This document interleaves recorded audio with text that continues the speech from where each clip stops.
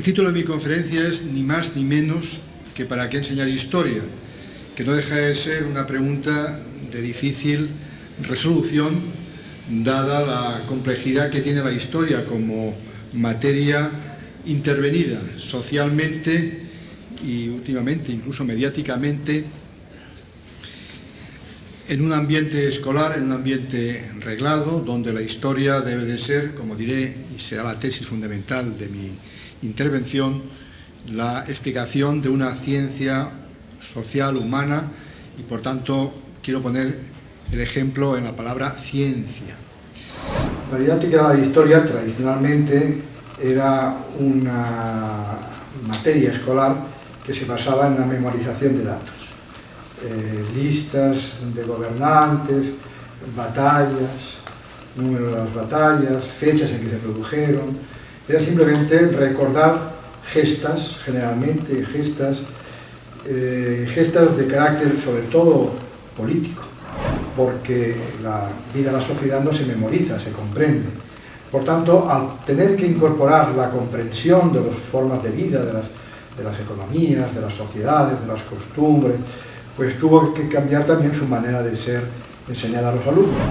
No nos debe sorprender que la historia, en su doble faceta de saber científico-social o de simplemente de saber cultural o popular, haya incrementado en los últimos decenios su importancia cívica y política hasta extremos en algunos países calificables de verdadera obsesión.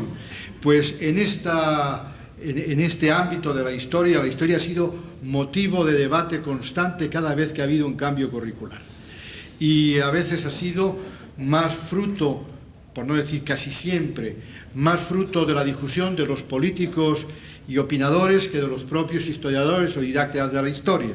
La historia se ha convertido muchas veces en un arma que tiene un trasfondo político y que muchas veces han utilizado para justificar los programas políticos o para justificar la legitimidad de un Estado, etcétera, etcétera. Son bienvenidos los debates sobre la historia en la sociedad, porque los hay y debemos admitirlo los que estamos en el ámbito académico.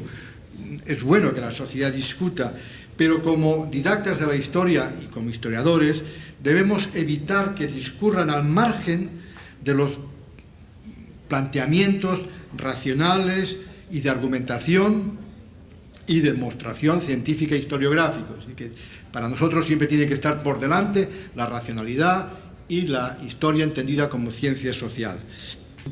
Manipular la historia.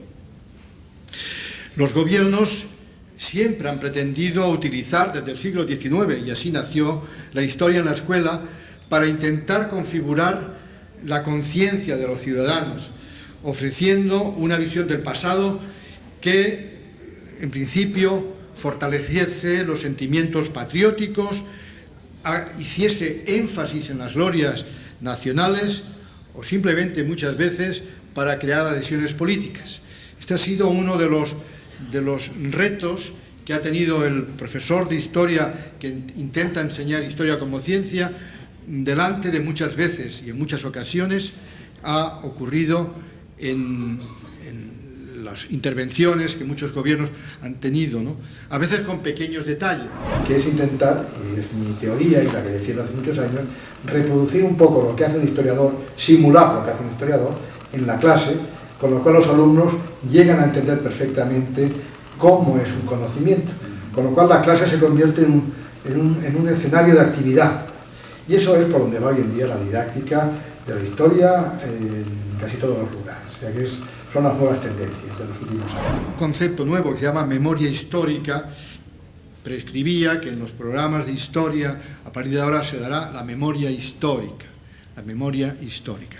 La memoria histórica ha sido un tema muy debatido entre los historiadores, y el mismo Todorov lo justifica, el autor que les he citado antes, lo justifica y incluso lo defiende en aquellos momentos, en aquellos lugares donde se ha hurtado de una manera deliberada pues la historia de una opresión, de un sufrimiento, de una represión, ¿no? Y por tanto, en estos casos, Todorov explica que el recuperar ese sufrimiento que la historia oficial muchas veces ha enmascarado o simplemente ha ocultado, pues tiene un sentido. Pero para los historiadores y los didactas de la historia debemos recordar, como decía el gran intelectual argentino Borges, que la memoria es como un saco de espejos rotos. Por tanto, la memoria personal, si es lo que yo recuerdo, se constituye en fragmentos que son puramente emotivos. Pero claro, la memoria, como bien has dicho, si no existe, yo he dicho en la conferencia, que tiene una dominante emotiva, la memoria individual. Recordamos lo que nos hizo sufrir mucho, lo que nos hizo gozar mucho.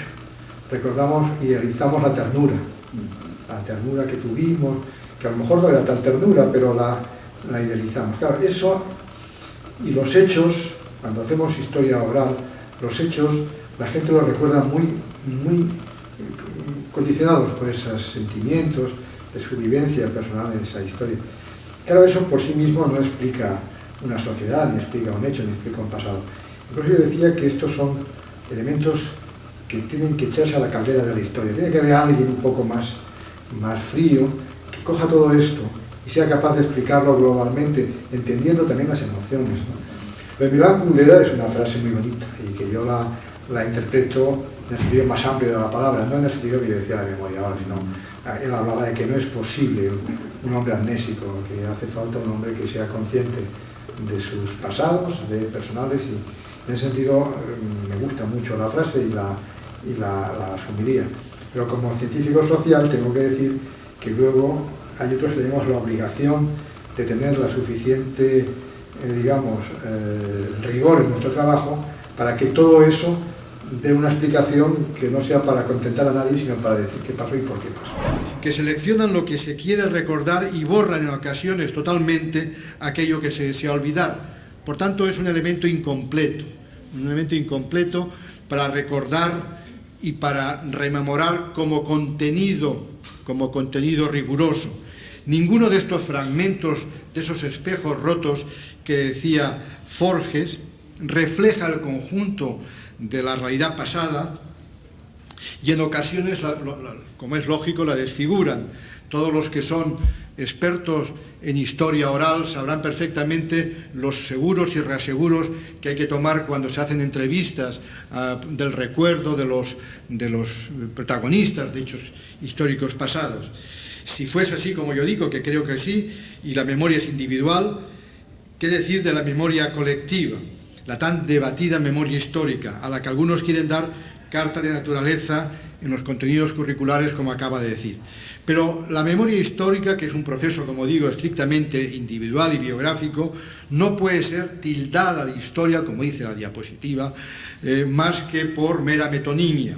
La memoria histórica es en realidad un combustible para la caldera de la historia y debe ser tenida en cuenta, pero no es historia, en el sentido científico de la palabra.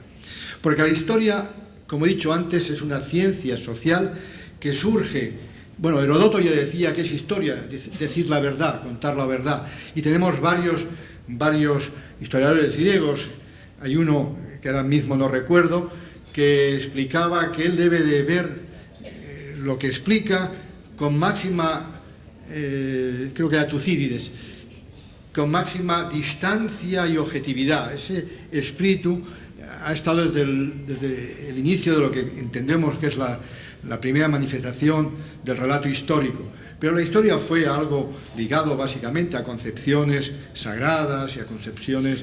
Casi toda la historia hispana de los siglos XVI, XVII está ligada a la Biblia. O sea, la Biblia es simplemente el cañamazo donde se explican luego los hechos, incluso contemporáneos. Es en el XVIII cuando ya empezamos a ver que hay algunos historiadores que empiezan a pensar que la historia hay que hacerla con documentos, y es cuando se empiezan a hacer los primeros recopilatorios documentales para poder reexplicar un poco el pasado. Pero es en el XIX cuando se crea la ciencia histórica.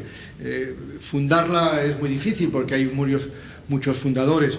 Yo siempre cito a un alemán, a Leopoldo von Ranke o a Barthold Neuburg, que son los creadores de alguna manera de lo que hoy entendemos por la ciencia, porque ellos intentan acercarse en un conocimiento social a los métodos que empleaban los científicos de las ciencias que antes se iniciaron en la revolución científica del 16-17, que eran los científicos naturales.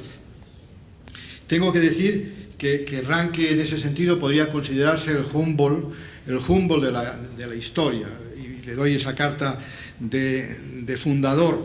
Estos historiadores consideraban que el nuevo conocimiento histórico es el resultado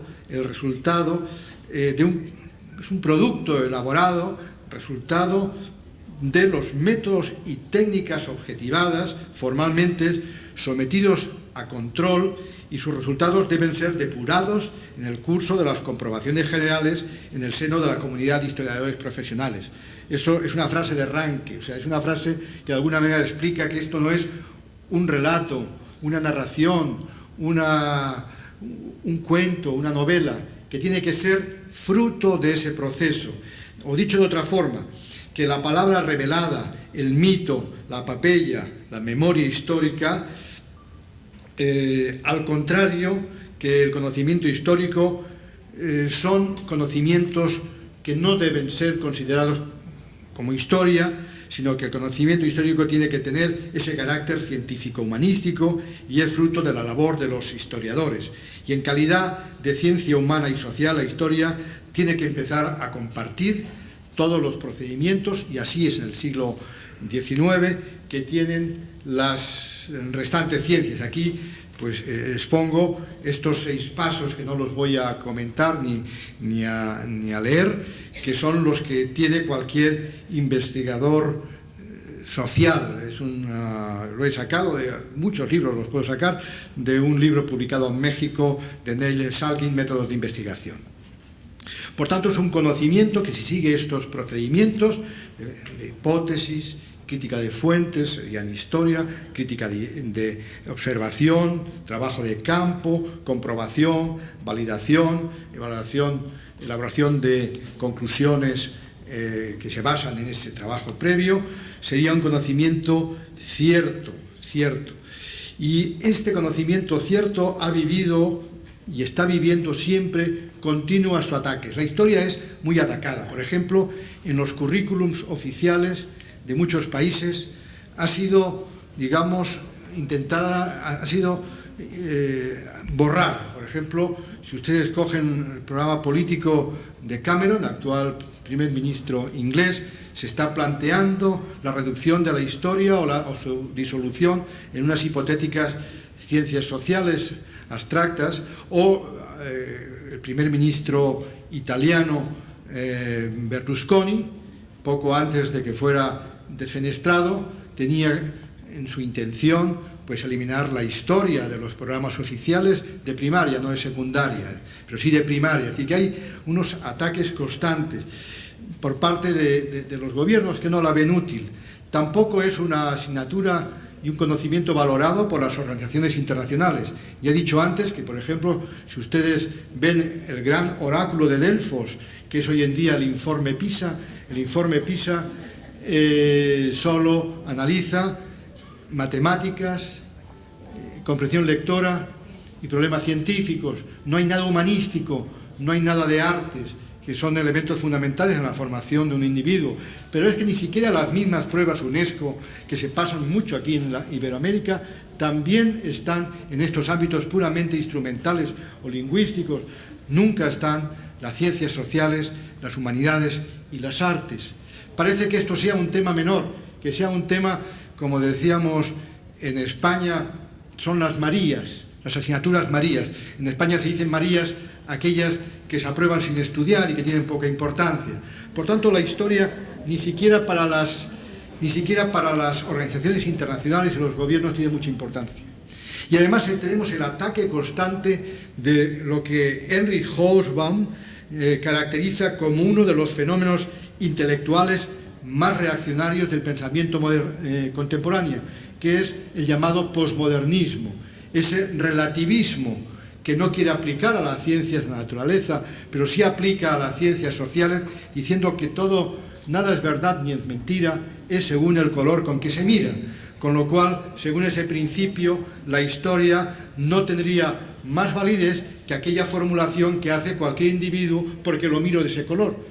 Lo que sí que es cierto es que aquí en Latinoamérica hay mayores posibilidades de que esto vaya adelante porque hay una gran motivación por parte no solo de los docentes, sino de todos aquellos que están pensando en la didáctica, cosa que en Europa no es así.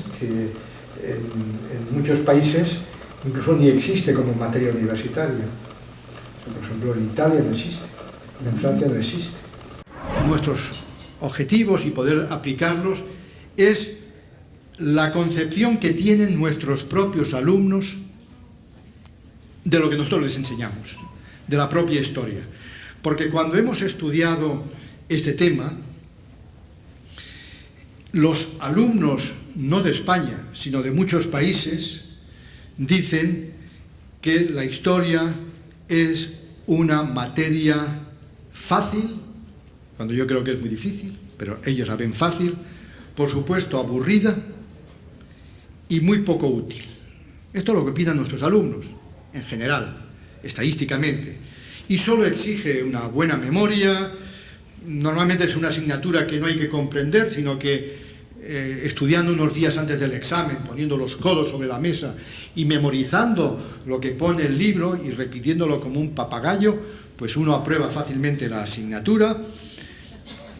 No es de las más importantes del currículum, hay otras más importantes y por supuesto no sirve para nada, excepto para aprobar concursos de televisión. Fuera de esto para nada. Por ejemplo, cuando a los alumnos venezolanos de educación básica se les pregunta ¿es la historia una materia memorística y puramente repetitiva? Pues como pueden ver en el gráfico, todos esos que ven, que son los que dicen 5 serían los que la ven muy memorística y muy repetitiva, 4 sería muy, no tanto como 5, y 3 bastante memorística y bastante repetitiva, son, como ven, la inmensa mayoría de los alumnos. Y cuando algún alumno dice, no es memorista ni repetitiva, que son el 0, 1 y 2, verán que son los menos. Eso es lo que opinan los alumnos venezolanos. Pero, por ejemplo, vamos a ver lo que opina un alumno español de bachillerato de 17 años. Es una investigación donde se investiga qué opinan los alumnos de bachillerato sobre la historia como materia. Dice un alumno de 17 años, dice, para nada, todo se me olvida cuando dejo de estudiarlo. Me culturiza un poco, ya que me quedan algunas ideas importantes, pero lo demás se me olvida, por tanto es puramente memorística. Para que la historia cumpla esta función, una selección de contenidos que facilite la explicación de la genealogía del presente y una metodología, palabra clave, que contribuye a desarrollar las capacidades cognitivas del alumnado. Por tanto, la historia debe ser un instrumento privilegiado para la formación de ciudadanos libres, con espíritu crítico, y no de entregados y ciegos patriotas. No digo que no haya que ser patriota, digo entregados y ciegos, patriotas críticos. Y esto la historia tiene mucha función. Por tanto, mi finalidad global, cuando hablo de la historia como materia escolar, se resumiría en esta frase, que perdone la autocita, del año 99, que dice que la historia debe permitir utilizar las posibilidades metodológicas del método histórico para enseñar a analizar críticamente el presente y para acercarse al pasado desde una posición intelectual que busca la objetividad independientemente de la relación que los contemporáneos tengan con este. Eso es lo que hace cualquier científico social y es lo que debe hacer la historia y es lo que debe ser la enseñanza de la historia. Por tanto, llego ya a la parte final de mi intervención con un repertorio de finalidades que entiendo que son los que justifican la historia dentro de un sistema escolar. Recuerden que hay algunas culturas que la historia no está en el sistema escolar. Por ejemplo, en los países asiáticos no existe historia en el programa escolar. Cuando yo resumo en 5 apartados las finalidades de la historia, en primer lugar, facilita comprender el presente. Luego explicaré esto qué es, porque no es tan sencillo como parece.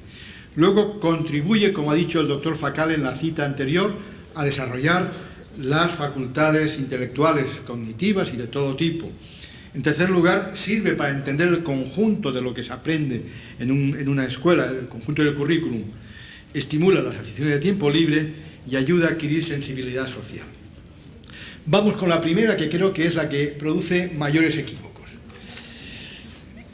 Facilita la comprensión del presente. Pero es que la historia no explica el presente, explica el pasado. Por tanto, lo que explica el presente no es la historia, son otras ciencias sociales, la economía, la sociología, la ciencia política, las ciencias jurídicas. Eso es lo que explica el presente. Por tanto, la historia no explica el presente directamente. Hay un gran didacta inglés que se llama Elton, que decía, y la mejor prueba de que la historia no sirve para comprender el presente es entrar en una clase donde están los profesores de historia y oír lo que opinan sobre el presente, que cada uno opina distinto y todos mal. Por tanto, la historia no explica el presente, explica el pasado, pero la historia tampoco es el pasado, no es el relato del pasado. Hay mucha gente que, más que historiadores, habría que calificarlos de anticuarios del recuerdo, que se creen que historia es desenterrar los recuerdos y simplemente exponerlos descriptivamente. La historia no es el pasado, ni siquiera la mera descripción del pasado, sino que la historia es el dar sentido y dar una explicación al pasado, a lo que ocurrió en el pasado. Por tanto, y eso es lo que tiene de ciencia. Lo que tiene de ciencia es que sirve para explicar el pasado. Para ello, previamente, lógicamente, hay que conocer el pasado. Y aquí me voy ya a desarrollar este punto. Este punto para mí es fundamental, porque hay 8 elementos que sirven, estudiando el pasado, para dotarse de instrumentos y de capacidades para entender el presente.